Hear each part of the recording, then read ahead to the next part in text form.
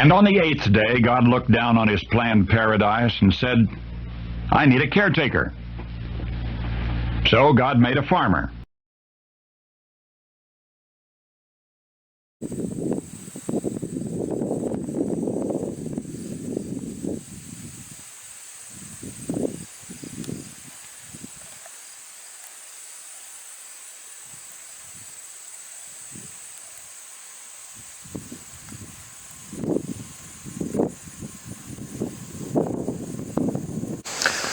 Okay, I'm down in the wooded area of our farm, and we purposely left a wooded area down in the bottom from our pastures. Our pasture above this wooded area is sloped, and all the rainfall, if we get excessive rainfall and all that, drains down into this area. This is also where our water sources are. We have 3 natural occurring springs on our property that produce cold, super cold, clear, wonderful water.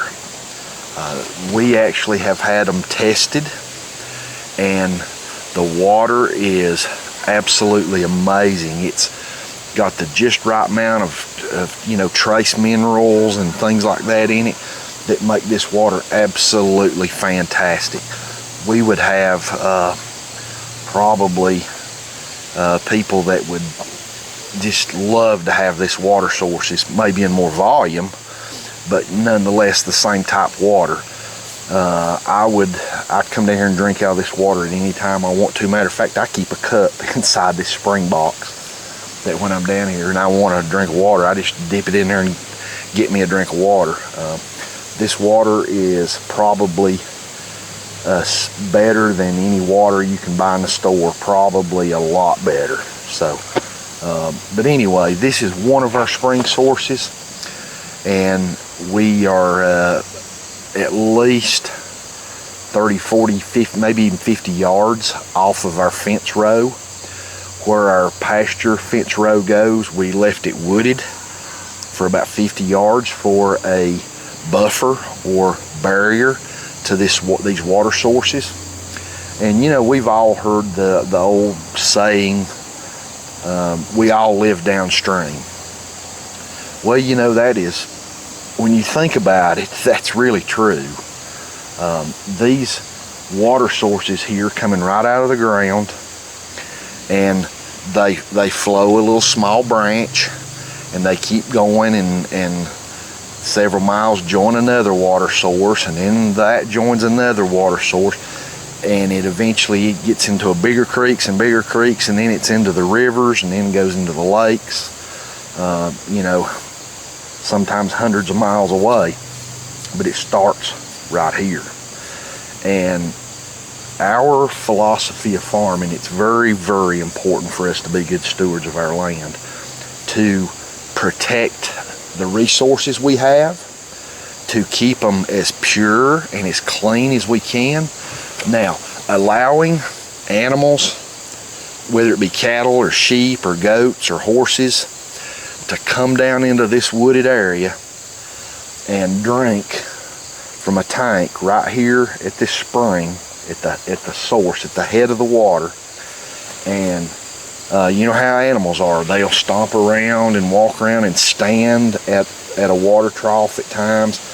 And during certain times of the year when it really rains hard and things like that, it gets really muddy and soft around a water source. The ground gets soft, and enter 15 goats or 15 sheep, or even just 1,000-pound horse or 1,000-pound cow standing around here in this soft ground when it's been wet and rainy.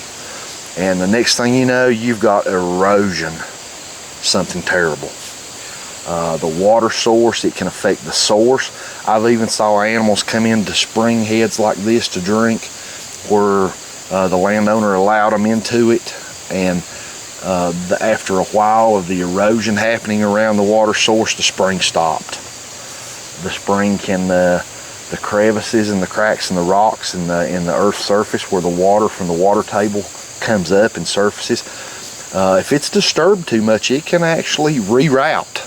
Water will take the path of least resistance, and it can reroute if the ground starts getting compacted and erosion happening and washing away and mud filling back into the spring head where animals have been stomping around. It's just you can stop your spring.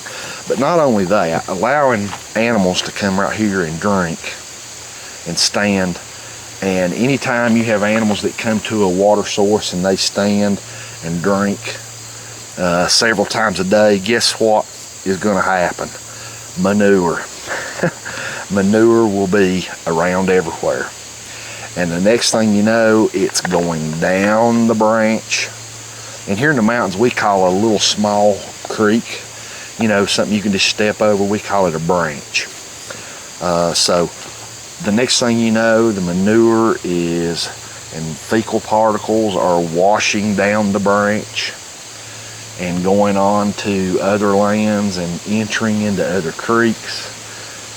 And the erosion, the mud washing where the ground has been so disturbed from the animals, and it's washing into the creek, silt and siltation just going.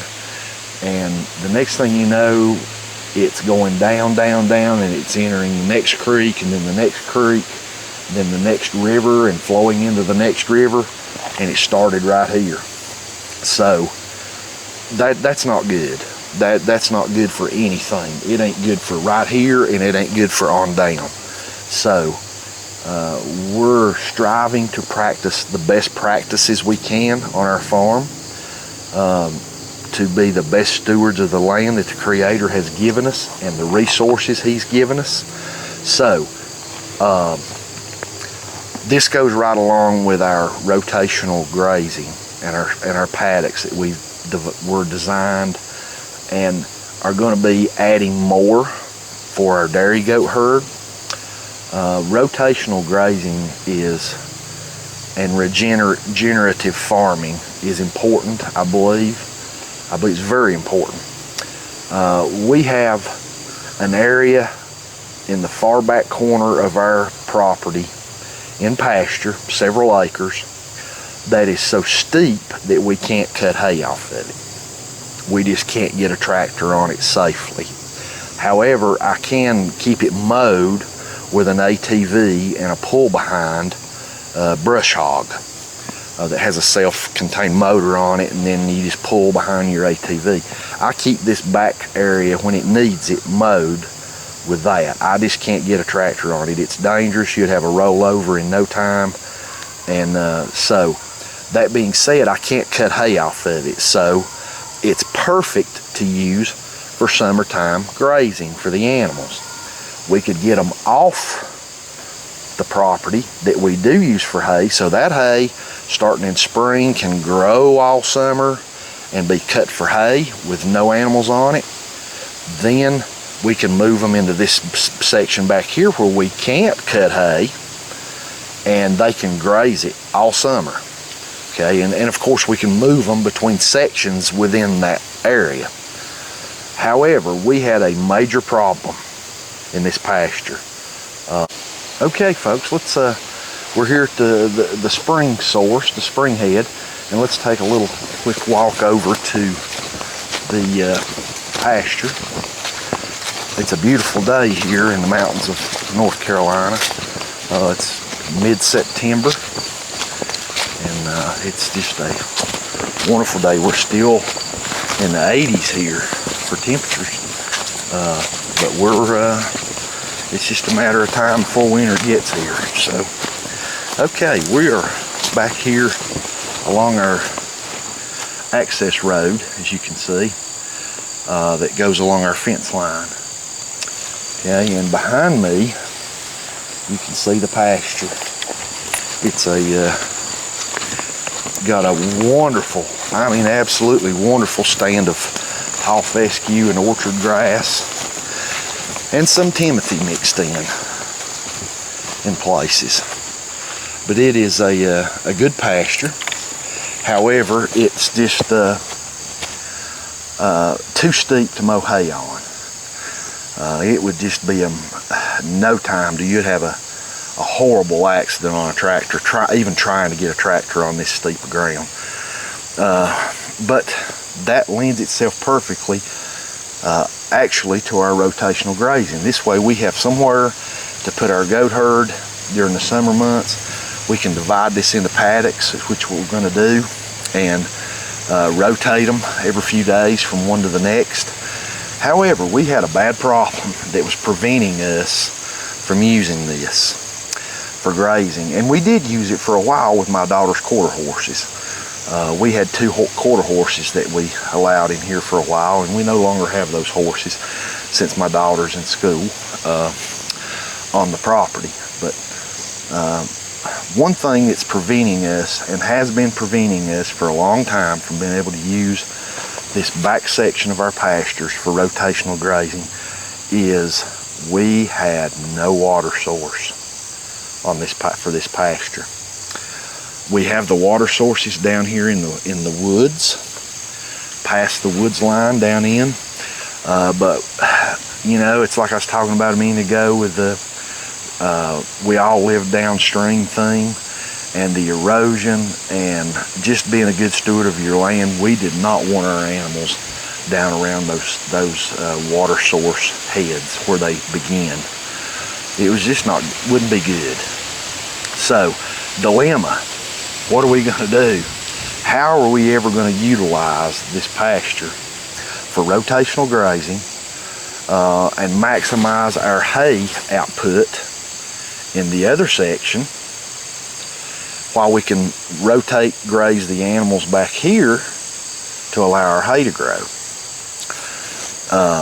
And we done a lot of research, and I done a lot of reading. I seriously considered solar powered water pump. We had the pure water source right down here. We've got the pure water source, and while the output is just not huge, it's a small output, but it's enough. It's enough for what we're wanting to do with the animals, how many animals we'll have on this land. However, how are we going to get it from down there, downhill, up into this pasture? It was a problem. You know, I looked at a lot of options. I done a lot of reading, a lot of research on solar pumps, burying some water lines up to here, or just maybe not even burying them, just because we're only going to be using this in the warmer months. They could just lay on the ground and then, you know, and then drain them come freezing weather. So, you know, there was a lot of options we looked at, and none of them really just excited me. Solar power, pumping them up here with, you know, a 12-volt battery and a solar power, solar panel charging a 12-volt battery, you know, through an inverter or whatever, to the pump. You know, that was the choice that I was leaning towards, because I looked at all other options and I was running out of options. And I wasn't just crazy about the solar panel water pump. So, enter landtohouse.com and Seth Johnson.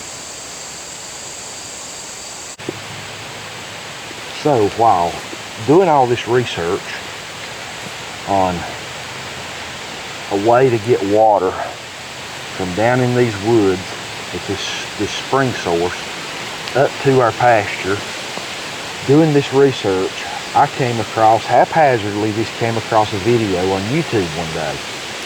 I think it was a rainy day, and I was sitting in the house and I was looking at these water systems, passive water system, and I should say too that we just did not want to bury electrical lines and run electricity down here to run a on-grid pump. It was just something we just did not want to do. We wanted to explore all options that we had with any type of passive system we could use to get water up here before we went that route. And one day, just out of the blue, I typed in something about passive water systems or something for livestock. I don't remember the exact search. And a couple of videos came up, and one caught my attention. And it was by a gentleman named Seth Johnson, and his channel was Land to House. And he was discussing a hydraulic ram pump. So I started watching some of his videos, and to start out with, I was like, what the heck is a hydraulic ram pump? I had no idea what that was. So I started watching his videos, and the more I watched them, the more amazed I was. I was like, how have I not learned of this before now? This is absolutely fantastic. And all kind of wheels started turning in my mind, and the light bulb went off, so to speak. And I was like, aha, I know how we're going to get water to our pasture now. And it seems like as soon as my wife came home that afternoon, that evening, when she came in, I said, come in here, you got to watch this. And we sit down in front of the TV, and I started one of Land to House videos and showed her, and she was like, well, that's amazing. And I said, isn't it though? So off went an email to Land to House that we were interested in purchasing a ram pump. And I had no idea what size I would need. I knew nothing about them. I just knew he had like 3 or 4 sizes from 1 inch all the way like a 3/4 and a half size ram pump. And I had no idea what size I would need for our flow from our spring. And wouldn't you know it, come to find out when Seth replied to me, we are almost neighbors. it was a shocker. Initially, I had no idea that he was this close to us, and that he owned Land to House and designed these ram pumps and sold ram pumps and installed ram pumps. He also does a lot of micro hydro and things of that nature. But the ram pumps is what I was really interested in because of our pasture. And lo and behold, wouldn't you know it, Seth offered, he said, hey, I'll be glad to come to your farm and do an assessment. We'll look at your water source. We'll look at the flow rate. We'll see where you need the water to go, and I can let you know if this is going to be viable for you or not. So Seth came, and he done an assessment. He looked at our water source, he looked at where we needed it to go, and Seth helped me install the first ram pump a couple of days later after that. The first ram pump we put in was a 1/2 inch ram pump, and the problem we had was the drive pipe from our spring source to where I wanted the pump and where it needed to be for fall, for pressure, was going to be about 160 feet of drive pipe. And Seth told me then that I will probably have to install a standpipe because of the length of that drive pipe. But he said, let's try it this way for just a little time first and see if it works. And if it don't, then later we'll install a standpipe. So we did that, and amazingly, this 1/2 inch pump ran really well for about a week. And then it started stopping intermittently. I would notice that it would stop, and then I'd start it back, and it would run all day, and the next morning I'd come down here, and sometimes it'd still be running, and sometimes it wouldn't. It'd be stopped. So I installed a drive pipe up the hill from the pump first, a small one, and I installed a 1/2 inch drive pipe, which was too small. I should have listened to Seth. That didn't work, so we removed that, and I moved the drive pipe down the hill a little further with a 1/2 inch, and it still didn't work. It would stop. So Seth came and reevaluated what I had done, and he said, hey, we need to move this drive pipe down the hill further and put in a 2-inch standpipe, and then let's see what we got there. So we did that, and the 1/2 inch ram pump ran really well. However, this spring head fluctuates the water flow through the summer. It rarely fluctuates in cooler months and in the winter. But during the summer, if it starts getting a little bit dry, the flow starts dropping. And hence our pump started dropping. Started stopping occasionally. So I called Seth again, and he came and reevaluated. And he said, we need to do something to match the flow. Put in a pump that's not going to use as much water, that will run on less gallons per minute, and enter the 3/8 ram pump. So Seth brought me a 3/8 ram pump, and it's a tiny little pump, and it only uses about a gallon a minute. And we switched that pump out for the 1/2-inch one. Took the 1/2-inch pump out, put in the 3/8, and this little pump is running like a dream. It's running perfectly. So let's go take a look at the setup. Okay folks, right in here, as you can see, I've got some old tin and some logs and things of that nature right in there. That is where the source of our water comes from, right in there. That's the spring head. Okay, if you come down just a little ways, there is a dirt mound across there that's full of rocks and things of that nature to create kind of a dam. And there is a pipe that runs under that earthen dam back to the spring box where the water comes into it and flows up into the spring box here. And we'll walk around here and you can see how the water is flowing in from the spring head down into the catch tub.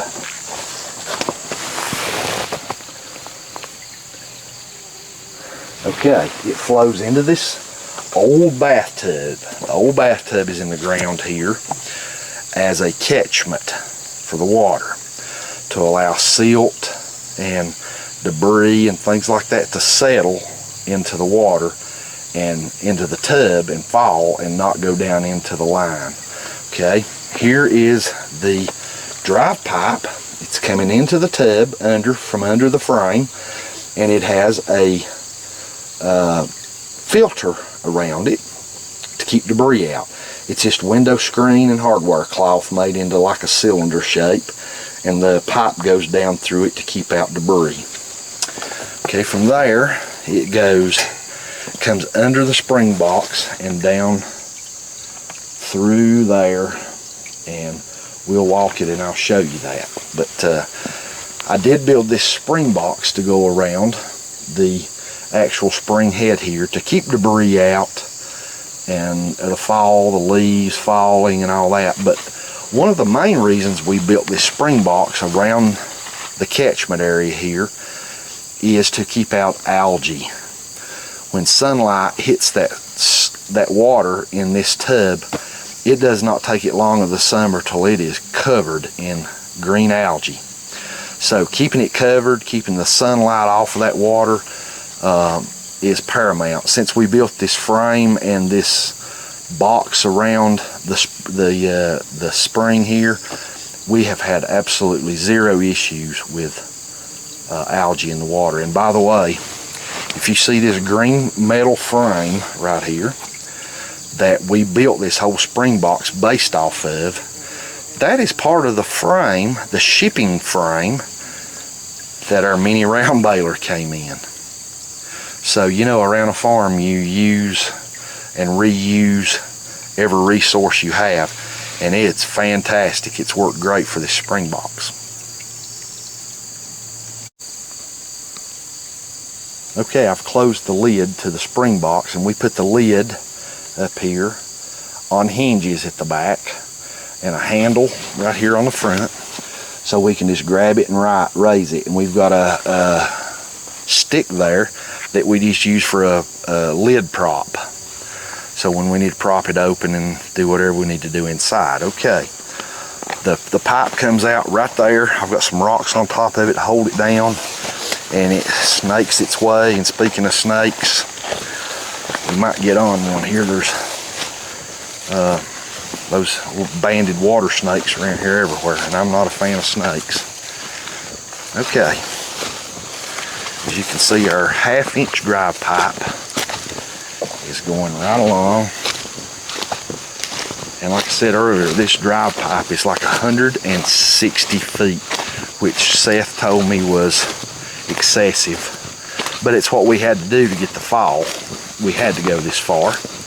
Okay, it comes down and goes under another little section of barbed wire here, and down and drops off, right off down into the head of another spring that we actually use for water for our home. Okay. Okay, there's where the drive pipe comes under that barbed wire and comes right on down and drops sharply off the bank right here and takes a turn, and right there you can see we have installed a 2-inch standpipe, and this standpipe is about 9 foot tall.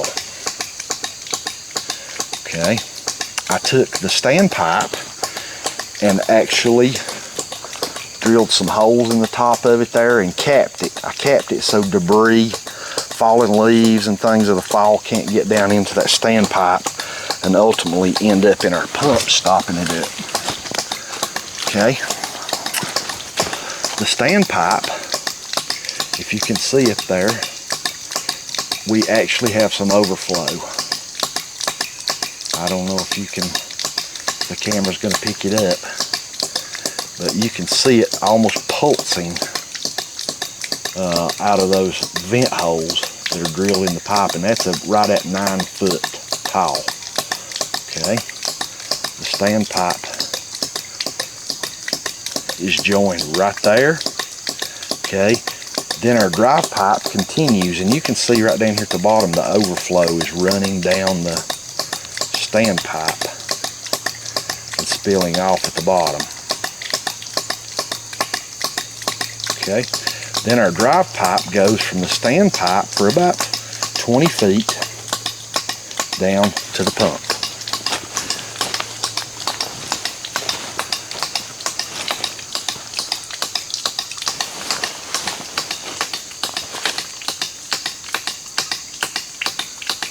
And that is a 3/8 pump. The 1/2-inch pump we were using requires about 2 gallons a minute. And at times we had close to 2 gallons a minute, but if we went a week or so without any rain, the flow from the spring would start slowing down a little bit and the pump would stop. The spring couldn't keep up with a 1/2-inch pump. So enter the 3/8 pump, which only uses about a gallon a minute. Okay, the water comes into the pump. The pressure from the drive pipe goes into a waste valve, which you see clicking and squirting water out the top. The pipe on the top is a pressure tank. Every time that valve slams shut and squirts water out, it's building pressure in the pressure tank, pushing water into that. Then another check valve swings open and pushes the water out the delivery side, which is a garden hose.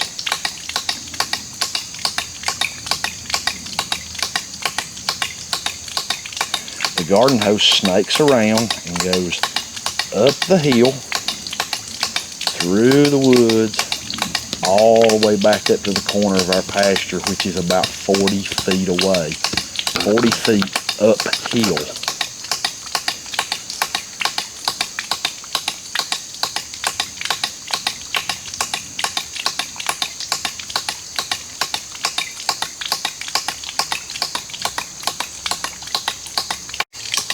Okay, the hydraulic ram pump works by flowing water.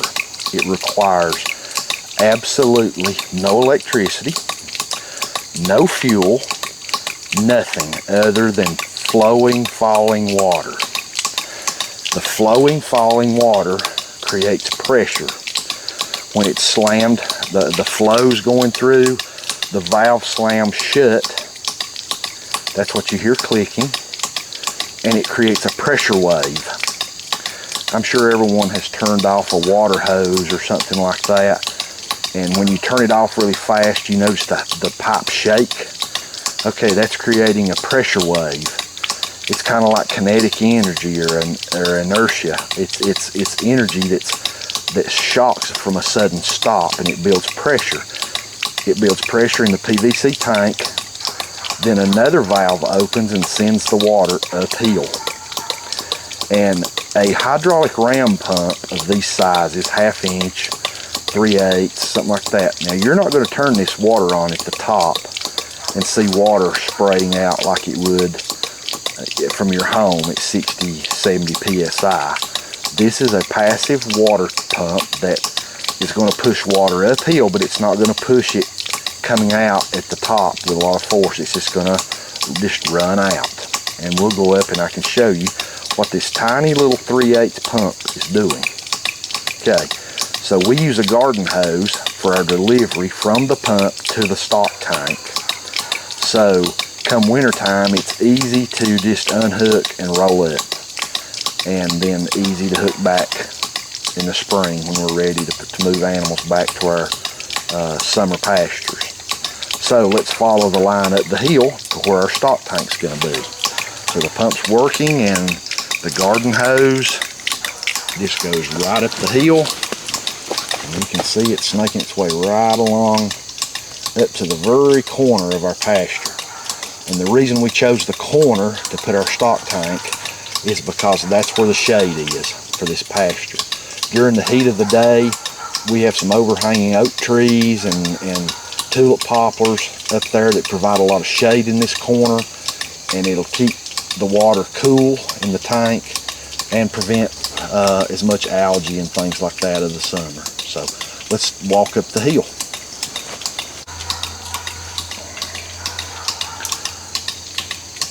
Okay, let's walk up the hill here. We'll follow our garden hose up through there, and I can show you where it leads to. And I can't stress enough how knowledgeable Seth at Land the House is with these hydraulic ram pumps.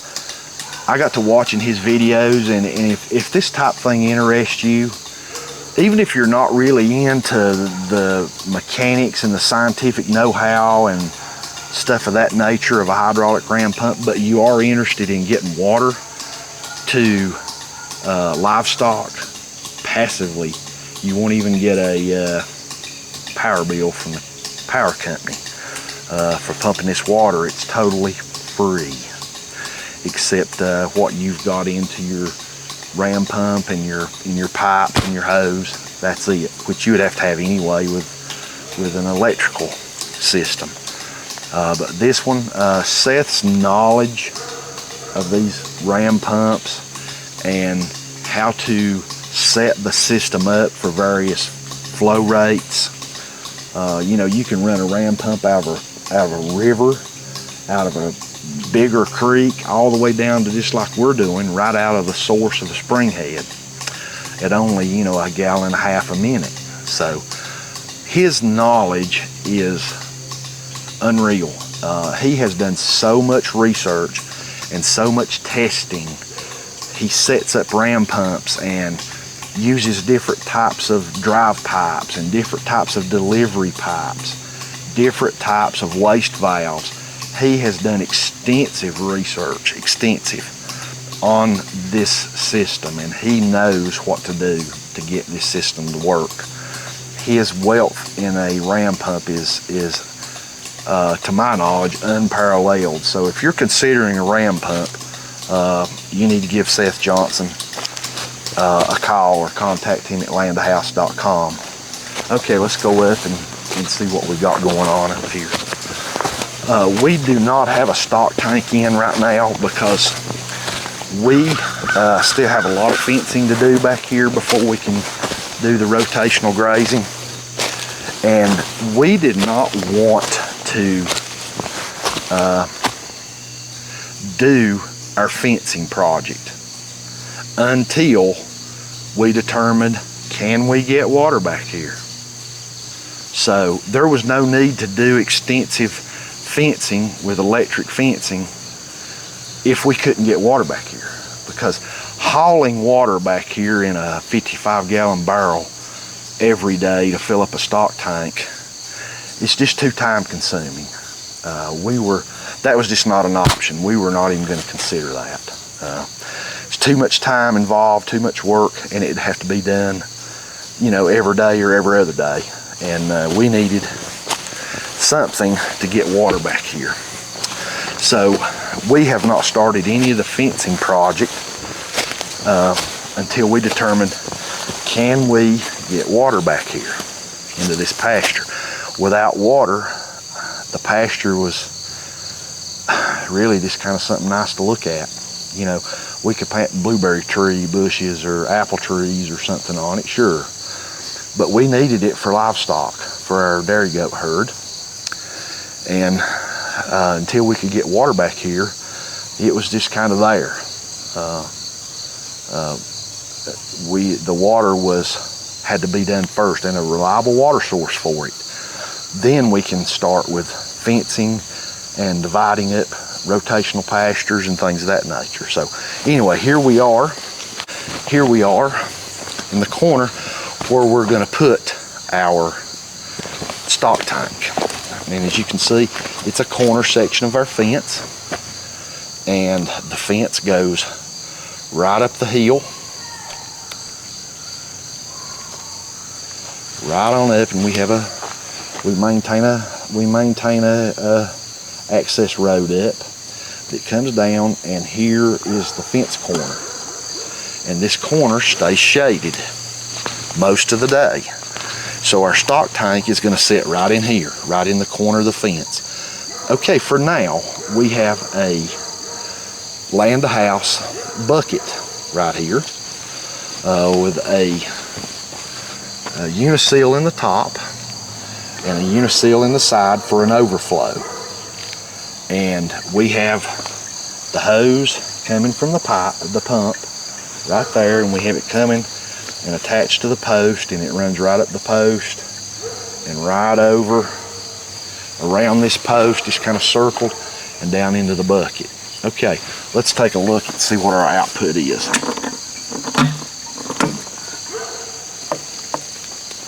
Okay folks, there's the output. That's what that little 3/8 ram pump is producing up here. Now you may look at that and go, well, that's just not a whole lot of water. But you take that running 24/7, 300, well, we wouldn't run it 365 days a year because of the winter. We'll be not using this pasture back here. But you take that running 24 hours a day, 7 days a week, and that's a lot of water. That's actually probably more than enough water for what we need to keep our stock tank full of cool, clear mountain spring water. Our dairy goats are going to be drinking water that most people would pay really big money for, buying very rich water out of a natural spring, and that's what's going to be feeding our stock tank. And our goats are going to love this. So that's the output up here, about 40 feet above the pump. And that little ram pump is producing this water with no power, no electricity, no fuel, no generators, no solar power from the sun, which I don't mind solar power. But this one's not using it. All it's using is flowing, downhill flowing water into a hydraulic ram pump. That's pretty amazing.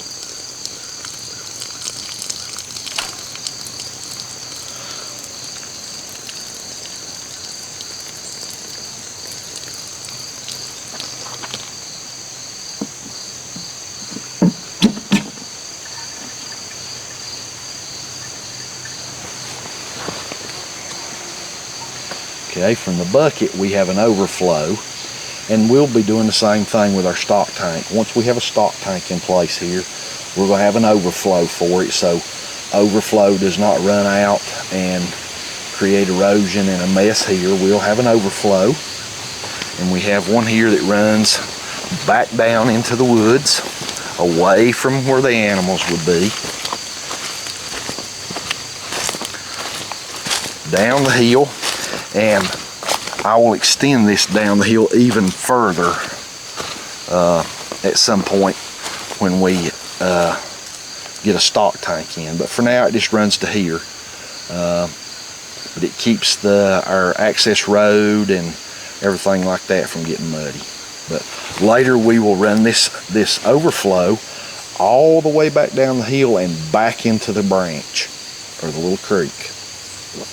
So the water that's being pumped up the hill, going into the stock tank, the animals drinking, and anything that overflows will come back down the hill, back into the creek, or the branch. It's a pretty nifty system, if I must say so. And I can't take credit for none of this. Seth Johnson is the person for the credit for it, not me. Seth was the knowledge and the know-how of installing this system, and it works really, really good, and we are super excited about it. So this winter, we're going to start a major fencing project to get electricity, solar powered fences up in this section of our pastures, and do some dividing of it, and so we can do rotational grazing next summer. During the winter, our animals will be in other sections of the farm anyway, so during the winter will be the perfect time to do our major fencing project back here. We have 4 strands of barbed wire here now, and that's all. That's all we needed to keep a couple quarter horses in. The quarter horses we had back here were very respectful of fences. I really think I could have just strung up a couple pieces of rope around this, and they wouldn't have went out of it. They respected fences very well. They never challenged the fences, so that's why we only had 4 strands of barbed wire. But we will go with different fencing for our dairy goat herd. So before long, we'll do our fencing back here for the dairy goats. And I had an old gentleman tell me one time when we first started bringing some goats onto our property, and we were talking about fences, and he said, "Do you know how to tell if your fence will keep in goats?" And of course I grinned and said, "No, tell me how." And he said, "Will your fence hold water? If it'll hold water, it'll hold goats. If it won't hold water, your goats are going to get out." So goats are very curious animals, and we found that I do not like woven wire fences. Goats climb on them, they put their feet on them, and before long the fences are sagging. It don't take long till they look bad, and predators digging under them and things of that nature. So we went with electric fencing years ago when we first started our goats on the property, and we've had fantastic success with electric fencing. And we use all solar powered fence chargers, and we run a lot of strands. We incorporate barbed wire into the electric fencing. Now the barbed wire is never electrified. It's only there is a strand between the electric, and the electric actually sits out like the post here. Here would be some barbed wire, and we'll put an insulator here that sticks out a couple of inches. So the electric sticks out further, so they touch it first. And we'll run 4 strands. This 4-strand barbed wire, we'll just leave it right in place, and we'll run a strand of electric between each one of them, top and bottom. So that'd be 1, 2, 3, 4, 5 strands of electric, and then the 4 strands of barbed wire in between all those electric strands. And it has worked almost flawless for us with goats. It's kept predators out and our goats in. One thing also about the electric is and having the barbed wire in between them. If your fence strands are too far apart and a goat sees a hole that it thinks it can stick its head through and get through without touching the wiring, it's going to try to go through it.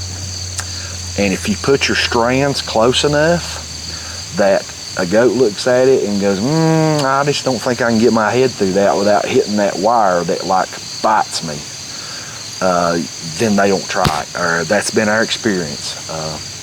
Our goats, we can bring a new goat on the property and it'll touch the electric fence 1 or 2 times, and we use very hot chargers, and they touch it maybe 1 or 2 times at the most, and they're like, I'm not having anything to do with that anymore. So it's been really good, and it's kept our predators out as well and everything in. So now that we have water back here, our next project for the property back here will be a fencing project, and it's going to be a pretty large project. So we'll take you along with that when we get to it. But if you have pastures and or around your barn and you have falling, flowing water in a creek, or as we call them up in the mountains, a little branch, and you would like to have water pumped from that creek or branch to your barn or to your pastures, to your stock tanks, I encourage you to give Seth at landhouse.com consideration. Because of his expertise on this pump and us finding him, and you know, Seth has been here to the farm I don't know how many times, troubleshooting things and helping me get this whole system up and going and reliable, to the point that we've become pretty good friends.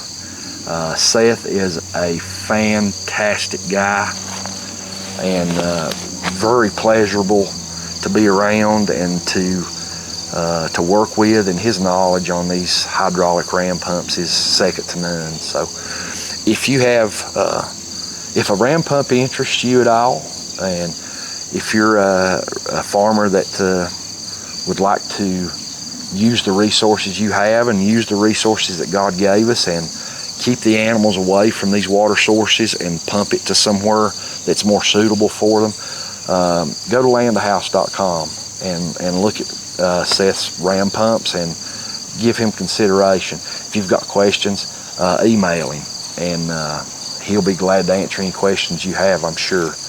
He's super knowledgeable on these ram pumps. So thanks to Seth at Land the House for our whole system here, and it's working beautifully. And this winter, it's September now, so it ain't gonna be just a couple of months, and we're gonna be ready to start doing some major fencing jobs back here in this back pasture for our rotational grazing for the summer, next summer, starting, well, really next spring. So we're happy, and thank you so much for being with us this evening. We really appreciate it. Our channel is slowly growing, and that's really encouraging to us, and we appreciate you taking time out of your day to stop and check out our videos and watch them, and we hope you've been enjoying them. And we would sure appreciate it if you'd like and subscribe to our channel, give us a thumbs up, and hopefully, Lord willing and the creek don't rise, we'll be back with more videos soon. So thank you very much. God bless. Have a good evening.